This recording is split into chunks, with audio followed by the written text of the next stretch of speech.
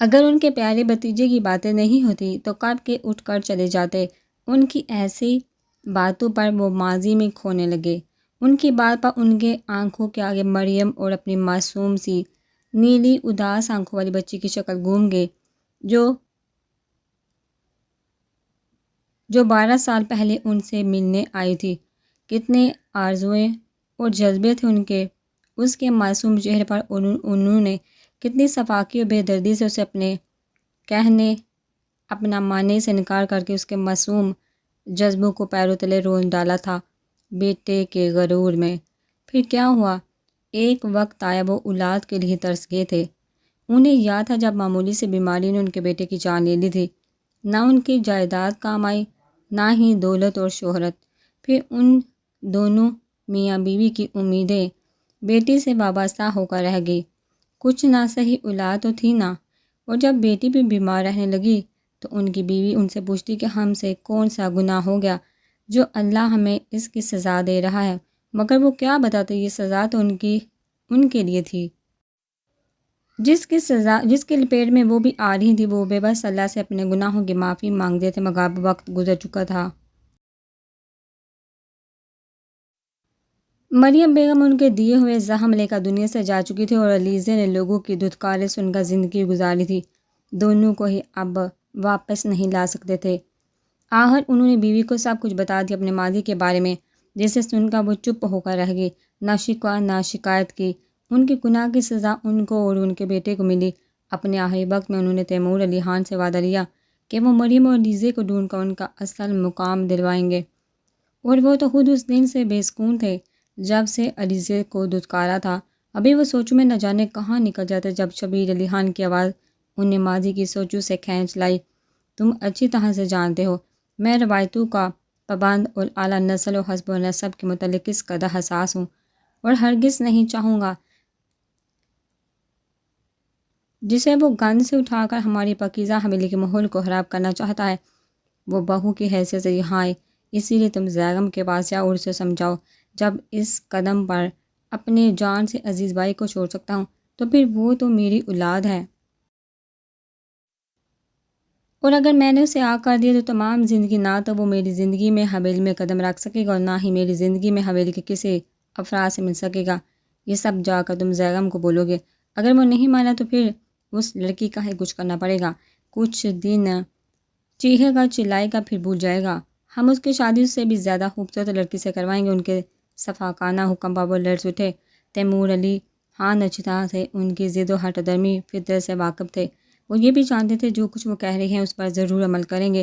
اگر زیغم نے ان کی بات نہیں مانی تو اور محبت کا درد کیا ہوتا ہے وہ ان سے زیادہ اچھی طرح سے کون جان سکتا ہے۔ وہ نہیں چاہتے تھے ایک اور علیزے دنیا میں۔ اس وقت وہ اپنی ساری ناراضگی بھول کر صرف بیٹے جیسے لاڈلے بھتیجے کے بارے میں سوچ رہے تھے، اور انہیں اپنے بھائی کو بھی تحمل سے سمجھانا تھا۔ لالا آپ فکر نہیں کریں، میں پوری کوشش کروں گا لڑکی جہاں سے لایا ہے وہاں لوٹ جائے، جہاں سے آئی ہے وہیں لوٹ جائے، زیغم واپس آ جائے۔ انہوں نے افسردہ سے کہا ہمیشہ وہ اس انسان کے سامنے بے بس ہو جاتے تھے۔ تم کس کام سے آئے تھے ہمارے پاس؟ آج کیسے لالا کو یاد کر دیا؟ ان کا موڈ اب خوشگوار ہو چکا تھا۔ اپنی ضد منوا کر اگر وہ چاہتے تو زیغم پر سختی بھی کر سکتے تھے، مگر وہ اپنے اکلوتے بیٹے کو کسی قیمت پر کھونا نہیں چاہتے تھے۔ یہ سب تو صرف دھمکیاں تھیں۔ وہ جانتے تھے ان کا بھائی زیغم کو منا سکتا ہے۔ اگر ماضی میں کس طرح مجبور کر کے انہوں نے اپنے بھائی کو واپس بلوایا تھا، اب زیغم وہ بھی تو باپ سے زیادہ چچا کے قریب تھا ہمیشہ سے۔ تیمور علی خان کے جواب سے ان کو تسلی ہوئی تھی، اسی لیے وہ مطمئن ہو کر ان کی بات پر آئے۔ میں چاہتا ہوں آپ پراپرٹی کے پیپر بنوائیں۔ میں اپنی جائیداد اپنے بچوں کے نام کرنا چاہتا ہوں۔ زندگی کا کوئی بھروسہ نہیں۔ انہوں نے اپنی بات کی۔ وہ تو ٹھیک ہے تیمور، لیکن بچے کیوں تمہاری تو ایک ہی بیٹی ہے۔ وہ حیران تھے ان کی بات سے۔ نہیں، میری 2 بیٹیاں ہیں، اور میں علیزے کو بھول نہیں سکتا۔ اس کے حصے کی محبت تو میں نہیں دے سکا جو میرے دل میں ناسور بن گئی ہے، مگر کم سے کم اس کے حصے کی جائیداد ہی اس کے نام کر دو، شاید میرے گناہوں میں کوئی کمی آ جائے۔ انہوں نے دل گرفتگی سے کہا۔ اگر وہ تمہیں نہیں ملی تو؟ شبیر علی خان نے آگے کا فیصلہ جانا۔ وہ جان گئے تھے کہ اس معاملے میں اب وہ کسی کی نہیں سنیں گے۔ آخر بیٹی کا معاملہ ہے، اور اب ان کا تیمور خان پر وہ رعب بھی نہیں تھا کہ اپنی بات منواتے، کیونکہ بہت پہلے وہ یہ حق ان سے چھین چکے تھے، تو میں اس کے حصے کی پراپرٹی کسی فلاحی ادارے کو دے دوں گا۔ ان کا فیصلہ اٹل تھا، چلتا ہوں آفس کا کام ہے کچھ۔ ان سے جانے کی اجازت لے کر اٹھ کھڑے ہوئے۔ بائی کو تو وہ تسلی دے آئے تھے مگر اپنے آپ کو سمجھا نہیں پا رہے تھے۔ بے سکونی اور بے چینی نے انہیں اپنی گرفت میں لے لیا تھا۔ مریم سے قطع تعلق کے بعد انہوں نے کبھی اپنی بیٹی کے بارے میں نہیں سوچا تھا، اور نہ ہی اس کی یاد میں وہ بے قرار ہوئے تھے۔ وہ تو اپنی پرانی زندگی میں آ کر سب کچھ بھول گئے تھے، مگر پھر ایسا ہوا کہ وہ اچانک ہی ان کے سامنے چلی گئی، اور جب انہوں نے بڑے تنفر اور غرور کے ساتھ اسے اپنانے سے انکار کیا، تب بھی ان کے پتھر دل کو کوئی احساس نہیں جگا تھا۔ مگر جاتے وقت اس کا بھیگی آنکھوں سے دیکھنا ہزاروں شکوے گلے کی یا کچھ اس کی آنکھوں میں نہیں تھا۔ وہ ایک پل کو لرز گئے تھے اور کئی ہفتوں اس کو بلا نہ سکے۔ اس کی معصوم آنکھوں کو دل کو ملال اور احساس جرم نے یوں گھیرا تھا کہ وہ پھر چین نہ پا سکے۔ دل کی بے قراری حد سے بڑی تو مجبور ہو کر اسکندر احمد کے آفس اس سے ملنے گئے۔ تب پتہ چلا کہ وہ جاپ اور فلیٹ چھوڑ کر ہی اس ملک سے چلے گئے ہیں۔ اس کے بعد وہ کتنے عرصے سے ڈھونڈتے اس احساس ندامت پچھتاوے میں گر تڑپتے رہے تھے، مگر دل کی تڑپ اور بے قراری نے پیچھا نہیں چھوڑا تھا، اور اب بھی وہ ارد گرد ہزاروں چہروں میں وہ نیلی آنکھوں والے اس بچی کو ڈھونڈتے تھے جو لوگوں کے ہجوم میں نہ جانے کہاں کھو گئی تھی، اور اب تو بڑی بھی ہو چکی ہوگی۔ وہ کیسے اسے پہچان سکیں؟ ان کا دل اداسی کے سمندر میں ڈوبا۔ ان کا خون تھی وہ، ان کے وجود کا حصہ نہ جانے کہاں رول رہی ہوگی۔ یہی سوچ اکثر ان کا کھانا پینا حرام کر ڈالتی تھی۔ وہ خدا کے حضور بھی گر گرا کر اس کے ملنے کی دعا کر چکے تھے کہ صرف ایک بار مل جائے تو اسے سینے سے لگا کر اپنی غلطی کی معافی تلافی کر لیں گے، اپنے دل کو سکون دے لیں گے۔ اب تو دل کا روگ بھی پال بیٹھے تھے۔ لیکن جو لگتا تھا گہرائی نعمت کو پہلے انہوں نے ٹھکرایا تھا، اور اب خدا ان کے صبر کا امتحان لے رہا تھا۔ ایک سے ایک ہنسی خوبصورت اور مہنگے سوٹ اس وقت اس کے سامنے بکھرے ہوئے تھے۔ اس بار چہرے اور سرد مہر نظروں سے اس کے لائے ہوئے کپڑوں اور دیگر ضروریات کا سامان ایک الگ الگ بیگ میں تھا۔ وہ دیکھ رہی تھی، اور ایک امید سے اس کی طرف دیکھتا زیغم جارحان اس کے تاثرات پر جیسے وہ بجھ کر رہ گیا۔ زندگی میں پہلی بار شاپنگ بھی تو اس کو خوش کرنے کے لیے، مگر اس پر بھی وہ خوش نہیں ہوئی۔ کیا تمہیں یہ پسند نہیں آئے؟ اس کے 3 گھنٹے کی محنت پر اس نے پانی پھیر دیا تھا۔ اچھے ہیں، مگر میں ایسی ڈریسنگ نہیں کرتی، مجھے سادہ اور ایزی سوٹ پسند ہے، وہ ایسے روکھے انداز میں بولی۔ لیکن شادی کے بعد ایسے ہی کپڑے اچھے لگتے ہیں۔ کیا اب تم خان حویلی کی بہو ہو کر پینٹ شرٹ میں گھومو کی، اور اب آپ کو صرف اپنی پسند نہیں دیکھنی بلکہ میرے احساسات کا بھی خیال رکھنا ہے۔ وہ زومانی انداز میں مسکرایا تھا۔ اب تو وہ اپنا اور علیزے کا رشتہ آگے بڑھانا چاہتا تھا۔ دوسری طرف اس کا چہرہ جیسے تپ اٹھا۔ وہ ناگواری سے بولی، یہ شادی بہت مجبوری اور بے بسی کے عالم میں ہر طرف سے نا امیدی و مایوسی ہو کر میں نے آپ سے کیا ہے۔ اس میں میری کسی ذاتی خوشی یا پسند کا دخل نہیں ہے، اور جب ایسا کوئی معاملہ نہ ہو تو پسند ناپسند کا بھی کوئی سوال نہیں ہوتا، اور نہ مجھے کسی کی بہو بننے کا شوق ہے، نہ بیوی۔ اس نے سرد اور ناگوار لہجے میں بات ختم کی، جس سے زیغم کا چہرہ توہین اور غصے سے لال ہو گیا۔ بے شک اس میں تمہاری ذاتی خوشی شامل نہ ہو، لیکن یہ شادی میری مکمل رضامندی اور پسند سے ہوئی ہے، اور آپ ہر صورت وہی کریں گے جو میں چاہوں گا۔ اب آپ میری ملکیت ہے، میرا حکم ماننا آپ کا فرض ہے۔ آخر میں اس کا لہجہ سرد سا ہو گیا تھا، اور کتنا برداشت کرتا اس لڑکی کی باتوں کو اس کا صبر جواب دینے لگا تھا۔ چاہت، پسند، محبت، فضول ڈونگ اور وقتی جذبات، یہ وہ جذبہ ہے جو ایک بار اپنی طلب پوری کرنے کے بعد بے اثر ہو جاتا ہے۔ صرف اپنی خواہش کو حاصل کرنے کا جذبہ ہے یہ۔ اس کا انداز زہر ہند ہو گیا۔ میری محبت کو تم ہوس، دھوکہ اور فریب خیال کرتی ہو۔ اگر مجھے تم سے سچی محبت نہ ہوتی تو میں اس وقت تمہیں ہانہ بائی کی کوٹھے سے باعزت طریقے سے لے کر نہیں آتا، بلکہ وہی رات گزار کر اپنی خواہش پوری کر کے چھوڑا تھا۔ اور یہ کام میرے لیے مشکل نہ تھا۔ ان 3 دنوں میں تم مکمل طور پر میرے اختیار اور دسترس میں تنہا رہی ہو، اور از خود گواہ ہو اس سچائی کی کہ میں نے تمہیں اپنی محبت ہی سمجھا ہے، کبھی فائدہ اٹھایا تمہارا۔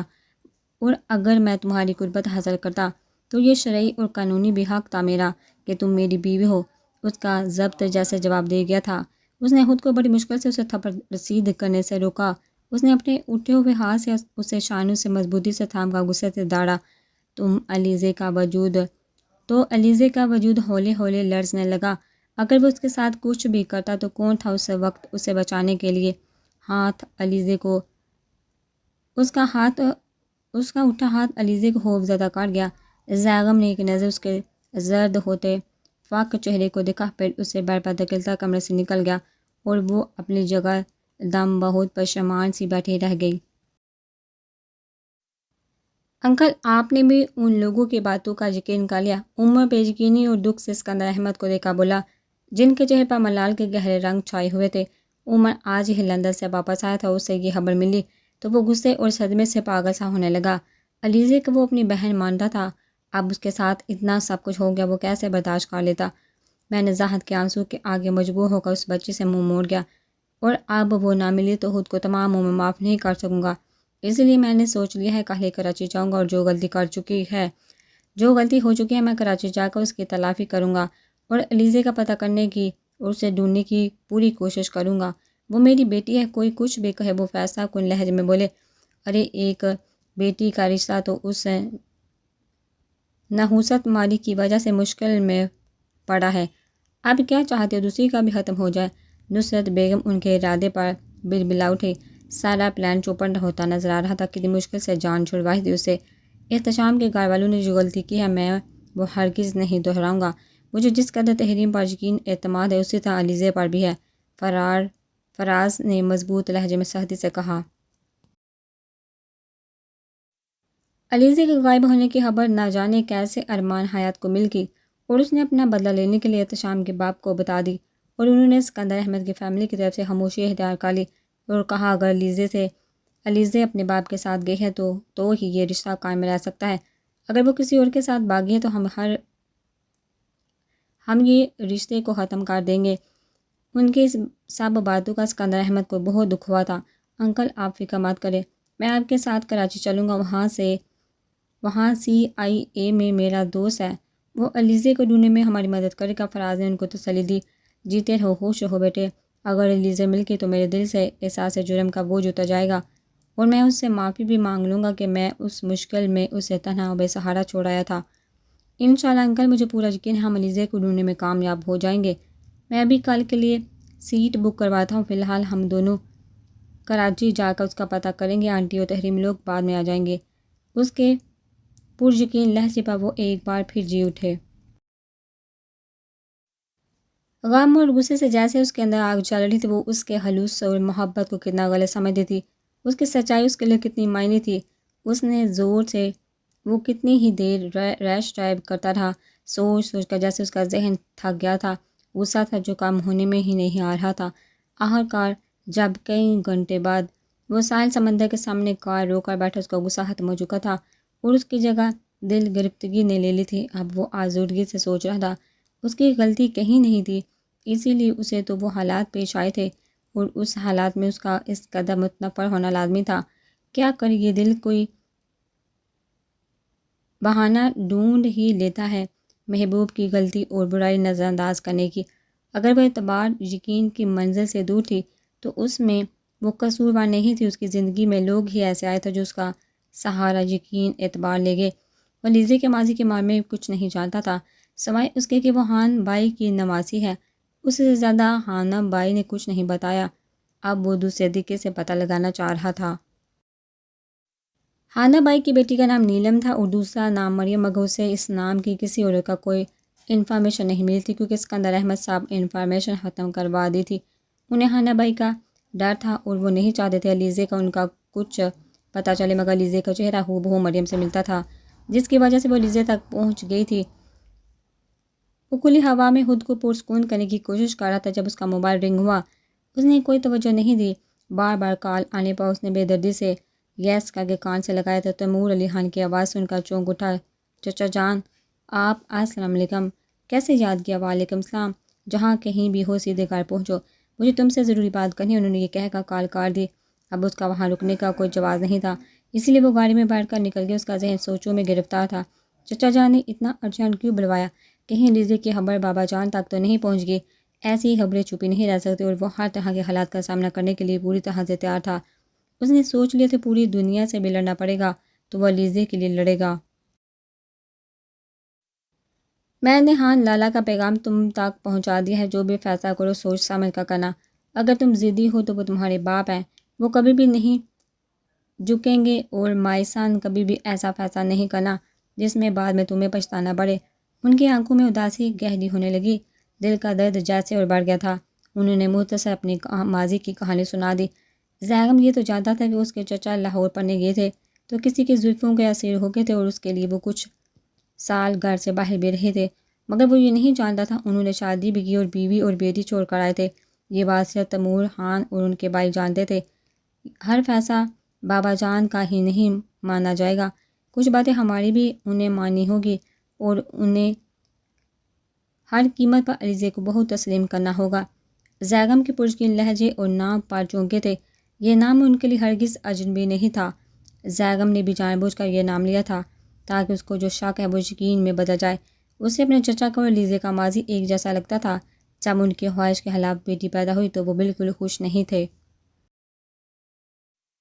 مگر مریم کی گود میں جب بے انتہا خوبصورت اور گلابی چہرے، تیکھے نقوش نیلی آنکھوں والی اس کانچ کی گڑیا جیسی بچی کو دیکھا تو بے اختیار کہہ اٹھے، یہ تو علیزے ہیں، آج سے اسے یہی پکارا جائے گا۔ اور اس وقت سرشاری کی کیفیت میں اسے سینے سے لگایا تھا۔ پہلی بار اپنی اولاد کو ہاتھوں میں لے کر وہ سب کچھ بھول گئے تھے۔ اسکندر احمد اسے علیزے کہہ کر پکارتے تھے، اور بعد میں انہوں نے ملک سے باہر جانے سے پہلے ڈاکومنٹ میں اس کا نام چینج کر کے علیزے ہی رکھ دیا تھا۔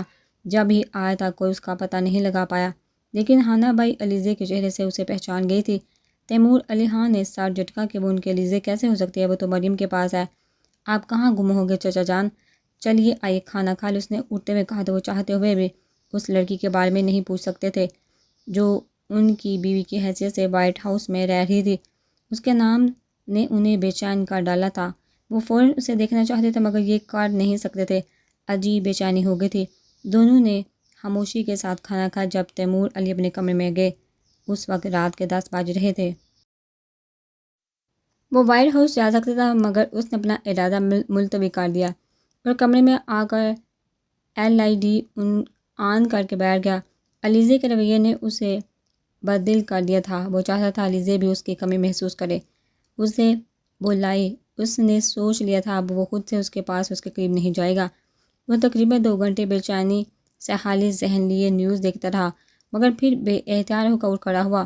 اس کے برداشت کی حد ہو چکی تھی، اب وہ 1 منٹ بھی اس کے بغیر نہیں رہ سکتا تھا۔ ابھی اسی وقت علیزے کو دیکھنا اور اسے محسوس کرنا چاہتا تھا۔ وہ پتھر دل لڑکی لاکھ بے اعتبار تھی، مگر وہ اپنے دل کا کیا کرتا جو ایک پل کو بھی اس کی جدائی برداشت نہیں کرتا تھا۔ اس نے کوریڈور میں پھیلے ہوئے خوابناک اجالے کو دیکھا، پھر ماربل کی سیڑھیاں اتر کر نیچے آیا اور پورچ کی طرف بڑا۔ گاڑی جب اس نے گیٹ سے باہر نکالی تو اس کا رخ وائٹ ہاؤس کی طرف تھا۔ ڈائل کی چمکتی سوئیاں رات کے 12 بجا رہی تھی۔ وہ بہت پرسکون ہو کر ڈرائیو کر رہا تھا، جبکہ جس جگہ اس کا گھر تھا وہاں رات ہو کیا دن میں بھی جانا خطرناک تھا۔ شاید علیزے سے ملنے اور دیکھنے کی خواہش میں اس کے اندر زندگی کی حرارت اور جوش کو بڑھا دیا تھا۔ وہ وائٹ ہاؤس پہنچا تو حسب معمول بہت خاموشی تھی۔ وہ اندر آئے اور پھر اپنے کمرے میں پہنچا۔ اسے حال ہی دیکھا کہ لمحے کو اس کا دل دھڑکنا بھول گیا۔ اس کے کمرے سے آگے ہی ٹیرس تھا۔ وہ کمرے سے ٹیرس پر آیا تو علیزے کو ریلنگ سے لگ کر کھڑے دیکھا، مسکرا دیا۔ اس کے لائے ہوئے میرون سوٹ میں وہ بے حد خوبصورت لگ رہی تھی۔ ایسا لگ رہا تھا اب اس سوٹ کی قیمت وصول ہو گئی ہے۔ زیغم کے قدموں کے دمک پر وہ چونکا مڑی۔ وہ کچھ دیر پہلے ہی اپنی دوائیاں کھا کر یہاں آ کر کھڑی ہوئی تھی۔ زیغم آیا نہیں تھا اور اسے اس کا انتظار بھی نہیں تھا۔ وہ بس خالی دماغ کے ساتھ دور نظر آتے منظروں میں گم تھی جب اس کی آمد ہوئی۔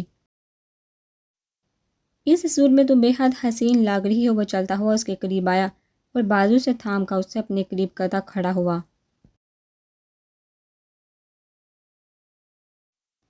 علیزے کی آنکھیں جو پہلے ہی ٹھنڈی ہوا اور دوائیوں کی وجہ سے بوجھل ہو رہی تھی اب بند ہونے لگی۔ اس پر دوائیوں کا نشہ طاری ہو رہا تھا۔ اسے صرف زیغم کے ہونٹ ہلتے ہوئے نظر آ رہے تھے اور اس کی سانسیں اپنے چہرے پر محسوس ہو رہی تھی۔ آئی ایم سوری، مجھے تمہیں اس طرح ڈانٹنا نہیں چاہیے تھا، غصہ نہیں کرنا چاہیے تھا۔ میں اپنے الفاظ پر شرمندہ ہوں، کیا تم مجھے معاف نہیں کرو گی؟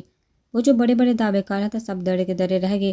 اس کو سامنے دیکھ کر زیغم نے اسے جھٹکا دیا تو وہ سرخ خوابیدہ آنکھوں سے اسے دیکھنے لگی۔ اس کی آنکھوں میں اتری نیند کی سرخی دیکھ کر وہ اس کی کیفیت سمجھ گیا۔ تمہیں نیند آ رہی ہوگی، چلو کمرے میں چلے۔ وہ اسے باہوں میں اٹھا کر روم میں لایا، پھر اسے بیڈ پر لٹا کے وہ جھک کر اس کا کمفرٹر درست کرنے لگا اور بولا، اب زیادہ دن نہیں رہے، میں بہت جلد تمہاری خوشیاں تمہیں لوٹا دوں گا، تمہارا حق تمہیں دلواؤں گا، مگر تمہیں بھی پھر مجھے میری محبت دینی ہوگی، خود پا مکمل اختیار دینا ہوگا، اپنے آپ کو پوری دلی رضامندی سے مجھے سونپنا ہوگا، وعدہ کرو مجھ سے بھی ایسی محبت کرو گی۔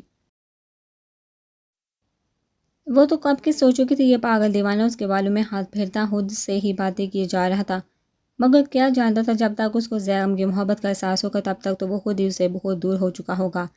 دوسرے دن صبح وہ بہت دیر سے اٹھی تھی، زیغم جا چکا تھا، ناشتہ کرتے ہوئے بھی وہ زیغم کی باتوں کو یاد کرنے کی کوشش کر رہی تھی جو وہ لٹاتے ہوئے کہہ رہا تھا، مگر چاہنے کے باوجود اسے ایک بھی بات نہ یاد آئی تو وہ خود پر ہی جنجلا گئی۔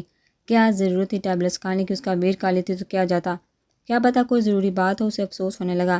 ناشتے سے فارغ ہو کر وہ باہر لان میں آگے، دن پر دن گزرنے لگے، اب آہستہ آہستہ وہ زیغم کی طرف متوجہ ہونے لگی تھی، اس سے ہلکی پھلکی باتیں بھی کر لیتی تھی، اسے اب زیغم کی محبت پر یقین آنے لگا تھا، یہ بات زیغم خان بھی محسوس کرتا تھا۔ بس علیزے کے مکمل یقین اور خود سے اظہار کا انتظار تھا اسے۔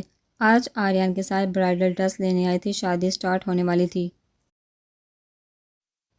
مال میں آنے کے بعد عرشیہ تو ایسے گھوم رہی تھی جیسے پارک میں آئی ہو، وہ آریان بیچارہ 2 گھنٹے کے لیے آفس آیا تھا، اگر ٹائم پر نہیں پہنچا تو شامت پکی تھی، اب 3 گھنٹے سے وہ جتنا بیزار کر سکتی تھی کر چکی تھی، ایک کے بعد ایک ڈریس ریجیکٹ کر رہی تھی، اب بھی اس کا کچھ لینے کا ارادہ نہیں تھا۔